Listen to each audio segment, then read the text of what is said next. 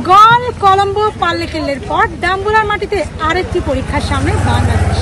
সিরিজের দ্বিতীয় টি-20তে শ্রীলঙ্কার বিপক্ষে আজ এই ডাম্বুলার রাঙ্গিনী ইন্টারন্যাশনাল স্টেডিয়ামে মাঠে নামবে বাংলাদেশ। ঠিক এই ম্যাচে মাঠে নামার আগেও বাংলাদেশের সামনে ভীষণ চাপ, কারণ আজ বাংলাদেশ হেরে গেলেই সিরিজ হারাতে হবে 2-0 ব্যবধানে।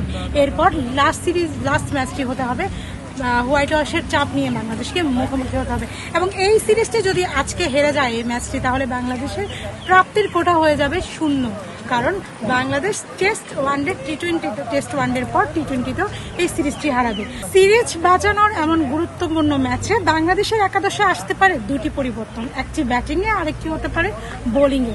ব্যাটিংয়ে পরিবর্তন হতে পারে নাইম শেখকে নিয়ে, যিনি গত ম্যাচে ফিরেও খুব একটা নামের প্রতি সুবিচার করতে পারেননি। তার বদলে একাদশে দেখা যেতে পারে জাকের আলী অনেককে।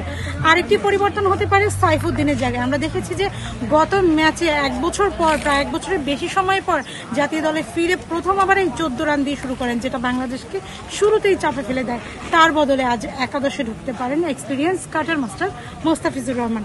এছাড়াও বাংলাদেশে আজ এই দুটি পরিবর্তন নিয়ে হয়তো নামতে পারে। তবে সব মিলিয়ে বাংলাদেশের কাছে বড় পরীক্ষা হলো এই ম্যাচটিতে রান করা, কারণ ডাম্বুলার উইকেট সবসময় রান প্রসবা।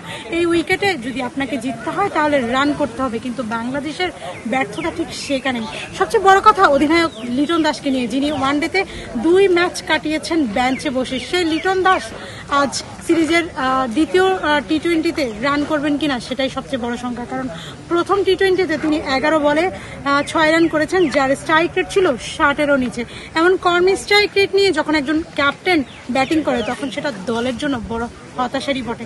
সবাই মিলে চেষ্টা করছেন লিটনের অধিনায়ক কনফিডেন্স বাড়াতে, এবং সেই কনফিডেন্স আজ মাঠে প্রতিফলন হবে কিনা সেটাই আমরা দেখব। ডাম্বুলা থেকে এটাই ছিল শেষ খবর। হিমু আক্তার, দেশকাল নিউজ।